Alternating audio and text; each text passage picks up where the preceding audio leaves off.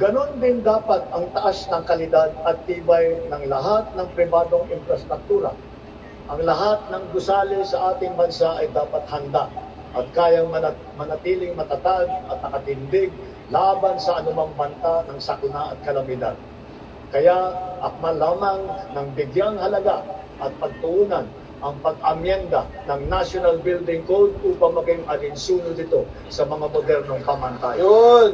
Finally! Epira na rin, please! Epira lo! Katambayan ng paglaban sa katiwalian, kaugnay ng mga ghost at substandard na flood control project, naglunsad din tayo ng Oplan kontrabaha sa buong bansa. Dito sa Metro Manila, masigasig ang ginagawang paglilinis ng mga estero at imburnal sa pangunguna ng MMDA. Nakakatulong ang mga Cash for Work program sa malawakang paglilinis na mahigit 200 estero at waterway mula sa Luzon hanggang Mindanao, sa Ilocos Sur, sa Cagayan, sa Camarines Sur, Negros Occidental, Cebu, Capiz, Iloilo, Lanao del Norte, Maguindanao del Sur, Misamis Oriental at Bukidnon. Okay. Sa kabila ng mga ginagawa natin ito, kailangan pa rin natin iwasto ang ating pamamaraan sa pagtapon ng basura. One systemic intervention is to update our 25-year-old Ecological Solid Waste Management Act, aligning it with modern waste management practices such as waste to energy and waste treatment technology. Yun! Tama yun! Basura, gawing energy. Sunugin, gawing kuryente. Our solid waste management systems, we can draw inspiration from the solid waste management practices being championed by the MMDA here in Metro Manila, such as waste recovery, processing, upcycling. For example, what used to be the Carmona sanitary landfill of the 1990s is now the MMDA Nature Park. And more than a multi-purpose green space, it shall soon be the base of its high-level disaster preparedness training and simulation exercises. Ngayon din, ang ating sistema ng agrikultura ay pinapatatag natin upang magarantiya ang ating supply ng pagkain at may pababa ang presyo nito para sa lahat. Ang sari-saring mga programa tulad ng puhunan, farm input, kagamitan, kaalaman, pati na insurance ay tumutulong sa mga magsasaka at mangingisda. Kaya mula noong 2023, patuloy na tumataas ang produksyon ng bansa. Lumalakas ang intensity.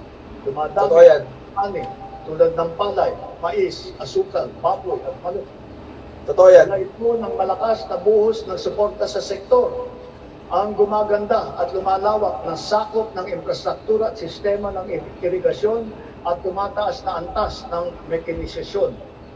Nagbubuklod na rin ang mga magsasaka at mangingisda at nabibigyan ang ng makabagong teknolohiya, binhi at mga pasilidad ng kagamitan. Ilan sa mga ito ay ang 145 rice processing system, 3 malaking cold storage facility, at halos 40,000 makinarya. Ang mga taniman naman ng niyog ay dumadami at lumalawak din, dala ng ating programa na malawakang pagtatanim sa buong bansa. Nakapagtanim na tayo ng 18 milyong puno at layunin po natin na sa pagkatapos ng administrasyong ito, makakapagtanim tayo ng 100 milyong puno ng niyog sa Pilipinas.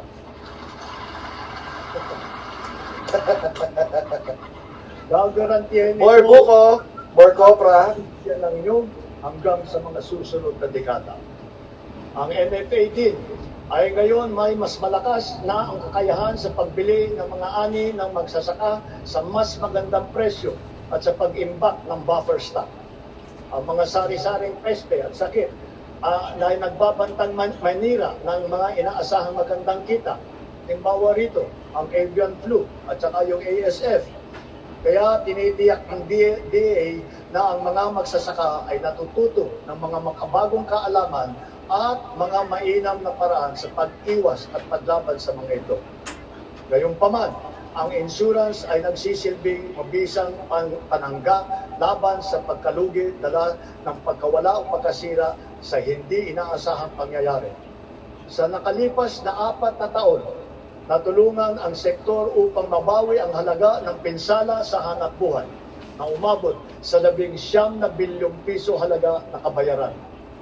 Ang crop insurance gayon ay hindi limitado sa mga pananim. Kasama sa saklaw nito ang mga alagang hayop, palaisdaan, mga gamit at pasilidad, pati sasakyan na pang-agrikultura. Meron ding life insurance para sa mismong pagsasaka at mangingisda. Papalawigin pa ng Philippine Crop Insurance Corporation at DA ang kaalaman ng mga magsasaka at mangingisda tungkol sa crop insurance. Upang makapagbigay ng kapanatagan sa isipan ng mga benepisyaryo ng agrarian reform, wala tayong tigil sa pamamahagi ng mga titulo sa lupa na ginawad sa kanila. Kaya sa loob ng 4 na taon, nagpas 400,000 titulo na ang suma total ng ating na ipamahagi sa kanila, na may kabuong lawak na mahigit 500,000. Tatapusin na natin ang pamamahagi ng mga titulo sa susunod na taon. Marami sa benepisyaryo ang naghintay ng 30 hanggang 60 taon. Ang iba mapalad na nasaksihan ang paglabas ng kanilang titulo. Sa tagal naman ng panahon, yung iba, apo na ang tumanggap.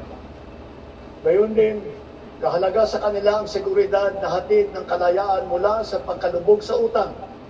Kaya sa akin ito, kukumplituhin na natin ngayong taon ang ginagawa natin pagpapawalang bisa ng mga utang ng ating mga benepisyaryo. Good job. Agrarian reform, nagawa na talaga finally. Patuloy pa rin ang suporta ng DAR sa reformang agraryo tulad ng irigasyon, mga daan, makinarya at mga pautang para sa mga benepisyaryo nito. Kaya sinasabi ko, Secretary Conrad, huwag mong munang isipin na pwede ka nang mag-retire. Marami ka pang trabaho na gagawin sa Hindi pa pwede. Bawal ka pa, boy. Ang mga nagdaang buwan ay nagpaalala sa atin na kailangan natin paramihin ang pinagkukunan natin ng kuryente. Ito ay isang tanda ng pagiging matatag na bansa. Kaya power na. Ating binabantayan at tinututukan ang 200 proyekto na matatapos hanggang sa dulo ng administrasyon nito. Ang kabuuang kapasidad ng mga ito ay halos 10,000 megawatt. 45 sa mga ito ay natapos na at 31 ay matatapos ngayong taon. At ang 124 naman ay inaasahang matatapos hanggang sa 2028. Dagdag pa rito, ang mahigit 1,700 megawatt na hatid ng mga proyekto para sa energy storage system na may kakayahang mag-imbak ng kuryente. Karagdagang seguridad ito sa 2028 para sa halos 30 milyong kabahayan at mga industriya sa bansa. Ang mga proyektong ito ay napabilis ng dahil sa mga bagong patakaran at proseso na nagpapadali ng pagnegosyo dito sa ating bansa para sa mga Pilipino at dayuhang negosyante. So tumatakbo na pala yun. Mas pinapaghalagahan natin ang mga teknolohiya ay hindi umaasa sa inaangkat na krudo na pinapaandar ng mga likas na yan ng ating bansa tulad ng renewable at indigenous.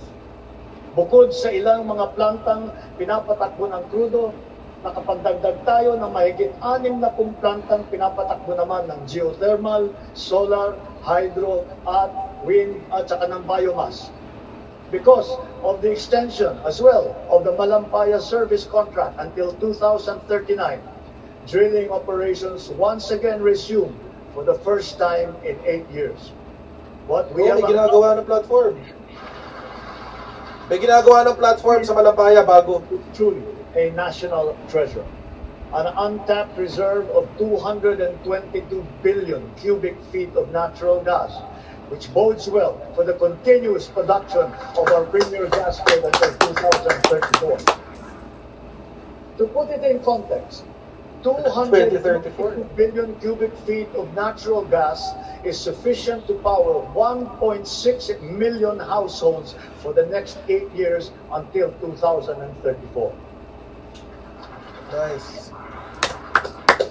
Inspired by Nice, this nice. development, we have already awarded a total of 14 petroleum service contracts in Luzon, Visayas, and Mindanao. By far, this is the highest number of such contracts ever to be awarded during a single term of any president in our history.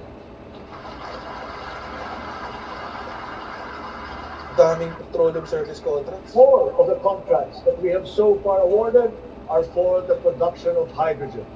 Hydrogen gas will serve as a backup fuel for our power plants, especially useful for our off-grid areas. It is also touted as the world's clean fuel of the future. 2 of the newly awarded petroleum service contracts are co-managed with the BARM government. This is the first time in our political history. BARM is now firmly set to pursue its strategic vision of energy security and total electrification for and in the Bangsamoro region. Nice, nice. Sa kabila ng mga Wala na brownout sa Mindanao. posibilidad sa enerhiya, panatag ang ating loob na kaya nating umangat pa. We have begun to embark on the establishment of hydrogen power plants.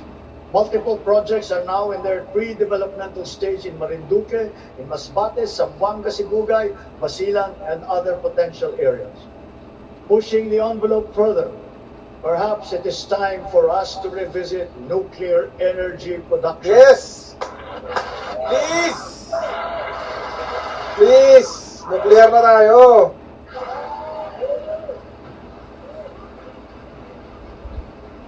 Kailangan na natin mag-nuclear. After all, we are already using nuclear energy in the fields of medicine, in agriculture, water filtration, and the upcycling of plastic.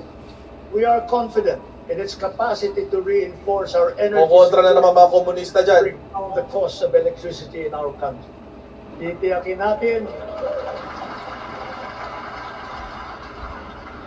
Yari si Energy Secretary. natin ito ay ligtas. Titiyakin din natin may papaliwanag na mabuti sa publiko ang magandang dulot sa atin ng enerhiyang nuklear.